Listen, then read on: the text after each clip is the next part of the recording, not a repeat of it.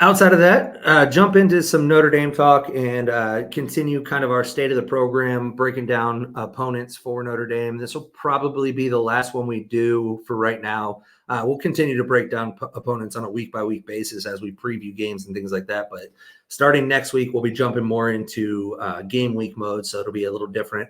But I want to take a look at the last game on the schedule, the Trojans of Southern California, the USC Trojans, and just take a look and break down kind of their roster and how that game looks as of now. Obviously, there's 3 months of college football to be played before we get there. But as I always do, I look at returning production first just to see, give me a baseline, right? And so USC ranked 99th in the country in returning production at only 50%. Majority of that is on the defensive side of the ball. They lost a lot of production on the offensive side. Obviously, key departures, you can't not mention him. Caleb Williams obviously went number 1 overall in the draft. That's a major departure from your program.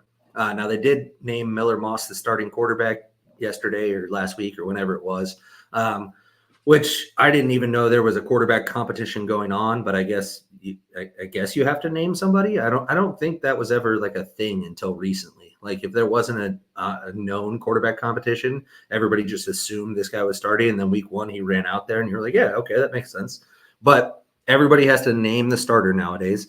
So Miller Moss will be your starting quarterback. They also lost Marshawn Lloyd, the running back, and then their top 2 pass catchers, Taj Washington and Brandon Rice. All 4 of those guys went to the NFL, were drafted.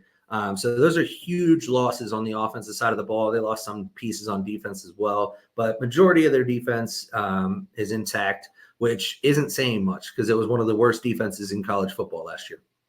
So lost a lot on offense. They obviously brought in some good pieces in the recruiting. Not a whole lot of offensive production brought in the transfer portal. I think they got a running back out of Memphis or something like that. I forget where, but they brought in a transfer running back and to kind of help that. And they have some young guys at running back. Their key additions in the offseason, the number 1 and the most important and the only one that I really care about is their defensive coordinator, D'Anton Lynn from UCLA. Obviously, they fired Alex Grinch kind of mid-season last year, and their defense was a shit show, and it has been a shit show ever since Lincoln Riley got there. But they bring in D'Anton Lynn, who was Chip Kelly's defensive coordinator last year at UCLA. UCLA's defense was decent. I'm of the mindset that they continue to go through defensive coordinators like candy. So I don't care. They could bring in Brent Venables. They could bring in what was Frank Beamer's guy in Virginia Tech? Damn it, why can't I think of his name? Oh yeah, I know who you're talking about. It was the original. Like you see, they show him so much. You got to drink every time they show him on the screen, and then that became Venables. I forget his name right now. Damn, that's gonna fuck me up. But until you show it to me on the field, I don't believe in USC's defense or Lincoln Riley's capability of putting together a defensive staff that's capable of putting a product that even resembled somebody playing defense on the field.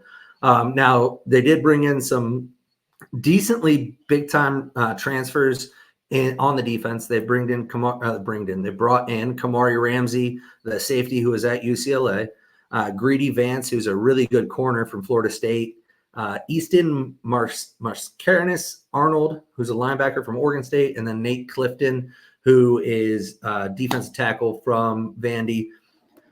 Bud Foster, thank you, G. I knew somebody would get me. Bud Foster, man. Yeah, they could have Bud Foster coaching the defense or anybody, and I don't think they'd be good. But they did bring in a lot of talent on the defensive side of the ball to try to improve that defense. Obviously, new defensive coordinator will see what that does.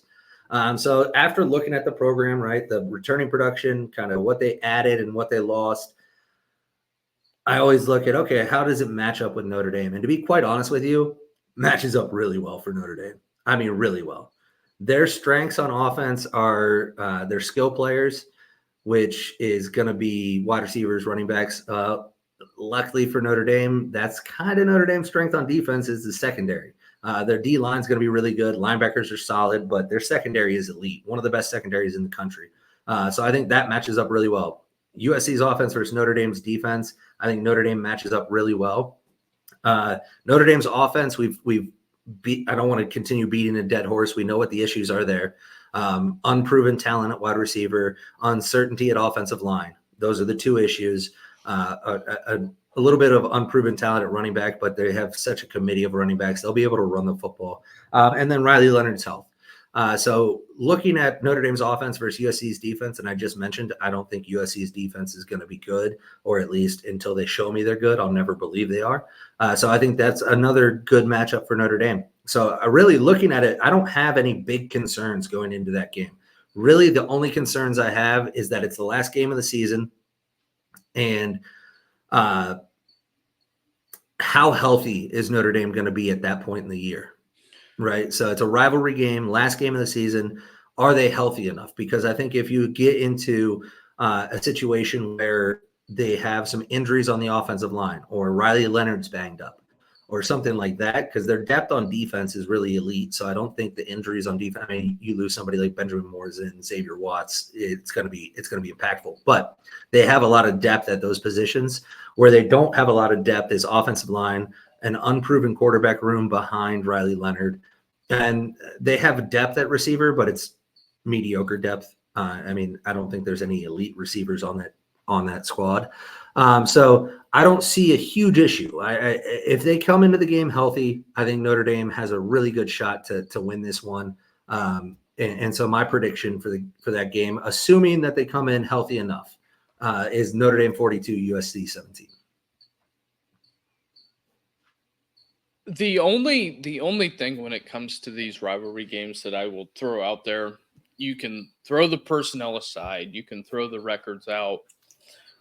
So the big issue I have is that Notre Dame going on the road last game of the year. So going on the road last game of the year, especially West Coast team, if Lincoln Riley's down on his luck, and he's coaching for the skin of his teeth before they just hand it over to Pete Carroll, I think it could be an issue. I agree. I understand that. Throw the records out, everything like that. Unfortunately, I mean, good news for Notre Dame is that Lincoln Riley has not been very successful in this rivalry yet. Obviously, he's only been there, 5 years or something? 3 years? No, I think it's 5. Anyways, he hasn't been very successful. Notre Dame's kind of had his number. They've been able to slow down his prolific offenses. And again, USC's defenses have been terrible. And I agree. Weston, Joe Alt is a massive loss for Notre Dame. Absolutely agree. We'll touch on that up more in a second because left tackle is one of the big question marks for Notre Dame this season.